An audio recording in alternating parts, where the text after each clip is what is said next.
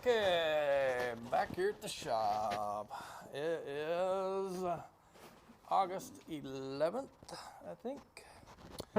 And I have stuff on the floor in the way. I am excited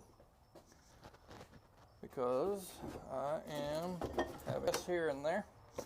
I'm gonna change the oil in my Yukon, but not my Yukon, but my Suburban. But we gotta have this conversation just for the fun of it.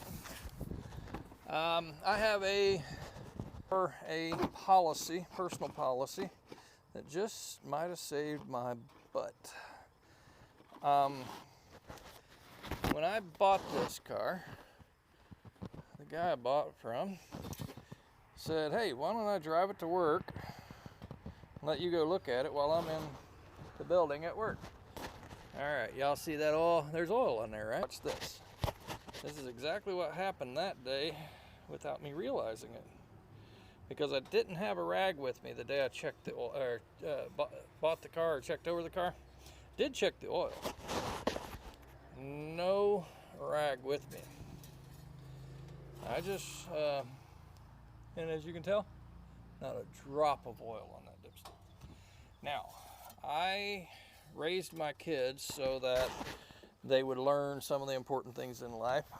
And that is, whenever you get gas, you check your oil. There was more to it than that. There was, whenever you get gas, check the oil, clean the windows, and get the trash out of the car every time without fail. If you have extra kids with you, one kid can clean the windows, the other kid can clean the trash. Our camera keeps stopping, so I'll try this again just so make sure we don't have this. But I have a thing where if you're getting gas and you got kids with you, to teach the kids what's important, one kid can get the trash out, the other kid can check the oil, and the other kid can clean the windows, just to teach them not to overlook these things, and that's a good time to make sure you do it. Well, I just bought this the other day, and the same thing happened that you just seen on the camera, and that is, hopefully you saw it on the camera if the camera didn't stop, and that is, when I bought the car, I checked the oil. I drove it 10 miles, I had 40 psi of oil pressure. While I was down at the gas pump a minute ago, I checked the oil, not thinking that I had anything to be concerned about, and now I got an issue. So I went in and bought 1 quart of synthetic oil for almost $4, which was than I expected. Came back out, put it in, still no oil on the dipstick. So I'm thinking, you know what, I had oil pressure the other day. So I get on this thing, I started it up, and I still got oil pressure. And I thought, you know what, I got all the right stuff to do this right. 10 miles north of here, the last thing I want to do is dump $20 worth of freaking oil in this thing here, knowing that it's got to wait on my camera, knowing it's not the right oil, and knowing I got the right oil up at the shop. There's no way I'm going to dump $20 worth of oil in this at the gas pump. So I never run my cars when there's no oil on the dipstick. I never run my cars when they're below the ad mark. So I ran my car 10 miles this once because I knew I just put a quart in it, and I knew I had oil pressure, and I knew I had all the right stuff 10 miles from here. So I am up here, and I'm going to change this oil and look at my plugs, see if I destroyed this engine. I don't believe I have, but I also don't believe that's good for them at all. That's not what I will be doing. I know I was under the car the other day, and I know it had a rear main seal leaking a little bit, and I know that's the way the car is. I think it'll stop. If I move the camera and get over here, it stops. So I knew that this one had the same type of oil leak, and I didn't worry too much about it. Doesn't bother me at all to have a drip. What bothers me is being below the ad mark. That ain't gonna happen. So I'm gonna correct this now and monitor this for the first few thousand. Well, I got to wait on my camera. It really surprised me that that he had drove it below the dipstick. That's a surprise. Or even his family members had drove it below the. So we got to correct this and correct this now. What is on the agenda while I are here? I'm going to take this carburetor off and take the starter solenoid out of this and take that muffler back off and drop those off at the shop tomorrow when I get back to Grand Forks. I'm going to drop the drive shaft out of this so I can grease the U-joints. I can't get the grease gun on the U-joints. And after I left here the other day, I thought, well, you know what, if I just unhook one end, that gives me all the flexibility I'll need to get to the Zerk fittings on the U-joints. So I'm going to do that. I've got hopefully 2 tires bought. I hope to meet with the people for that. I know everybody's saying, no, don't use used tires, and that's exactly how I used to be. But I learned something. This is an old car.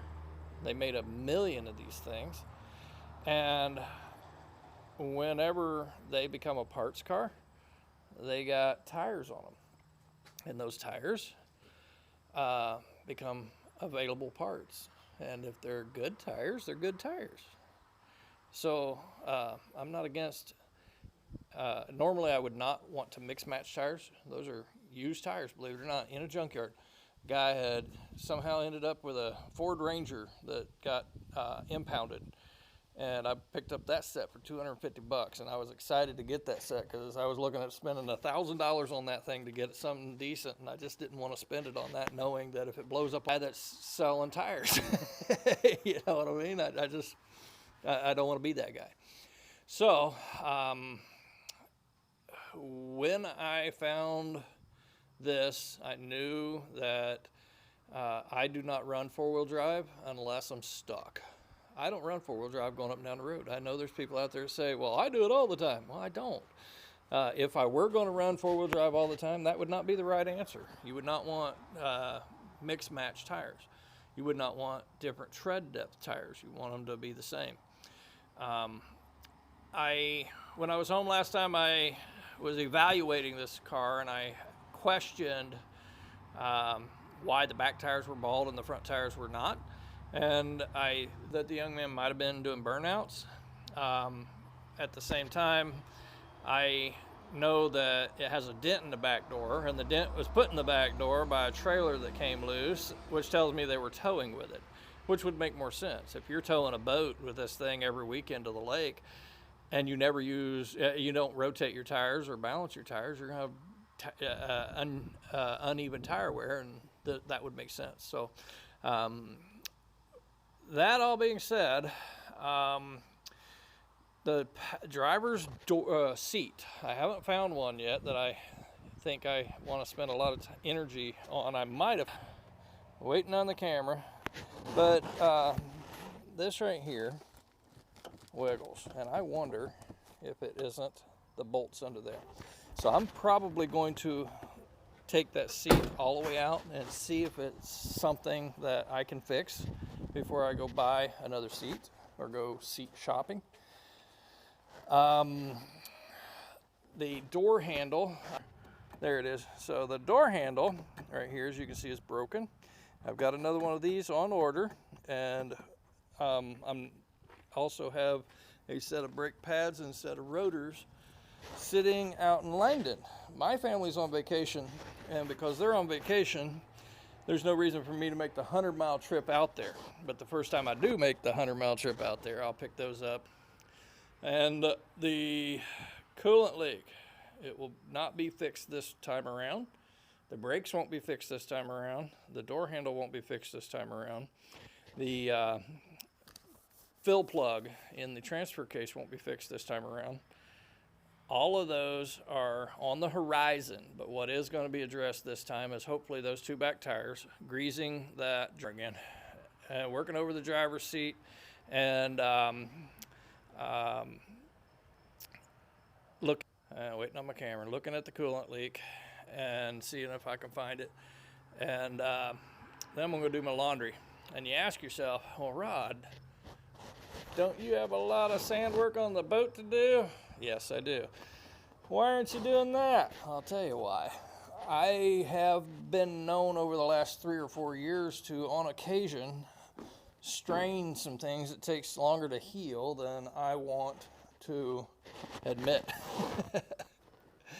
And I was working on the very bottom of this thing last time I was in here, the hardest part to reach, and I felt that I had to adjust where I was sitting because of some things I don't want to pull out again.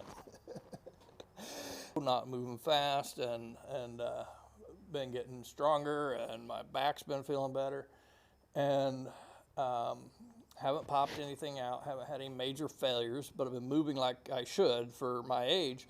And when I left here last week, I was still feeling pretty good. I went to muscle in my knee that I didn't know about.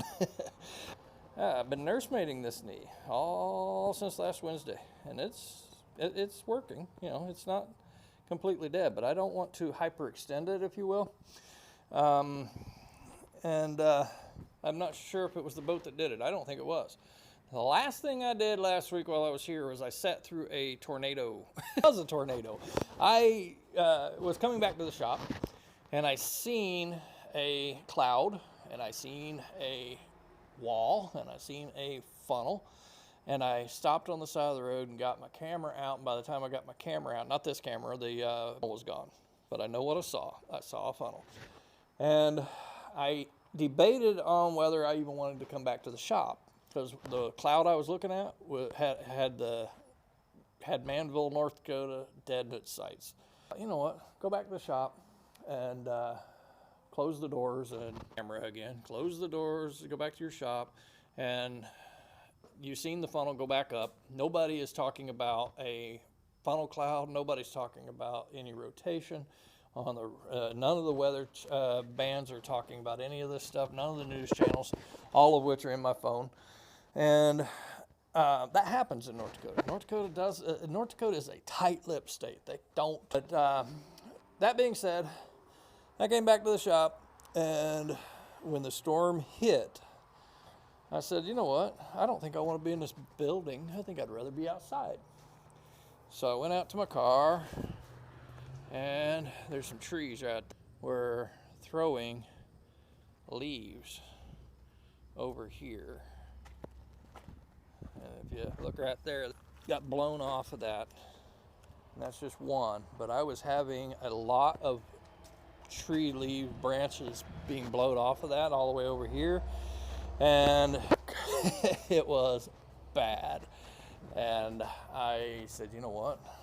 I think this is that tornado. I think they're kidding themselves. I think it's possible that this is a real deal. I knew it was a wicked storm. I labeled it a wicked storm when I was taking pictures of it. And when I got back in the shop, I jumped out of the car, dropped my phone in the mud, ran back in the shop. The camera, there you go.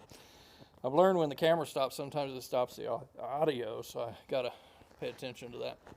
But I came back in the shop, and the camera stops. I hate that.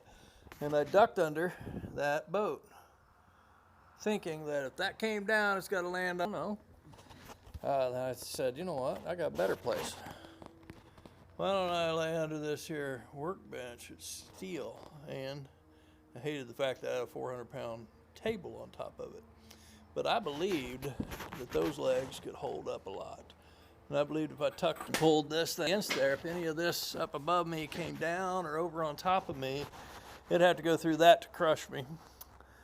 And right, wrong, or indifferent, didn't matter. It's what I did until the storm blew over enough that I could calm down a little bit. But all that going on, I think, might have been what stretched us. To that point, I was doing good, and they weren't talking about. So anywho, that. So, am I going to sand on the boat? Yes. Am I going to sand on the middle part? Nope. Am I going to sand on the right part? The left part? Nope. I'm going to sand on the right, and that will be tomorrow. And the reason for that is so I can not overextend this knee and give it some more heal time. So the one solid day in the boat to do the sanding probably ain't happening this time, but some of it will. So tomorrow, I've got to drop off some parts at the small engine shop. Tonight or tomorrow, I got to pick up some tires. I don't know what phone is. Hopefully I'll get that phone call and I'll pick up some tires for this beast. I've got today and tomorrow, the rest of the night. Tomorrow I'm going to do my laundry tonight. I don't want to run all the way home to do it. And I've got some coveralls back here that are absolutely nasty. They've been sweated in one too many times for my taste. And now these things are going to the laundry, so I can at least start with something better than what I got now when I start on that thing tomorrow.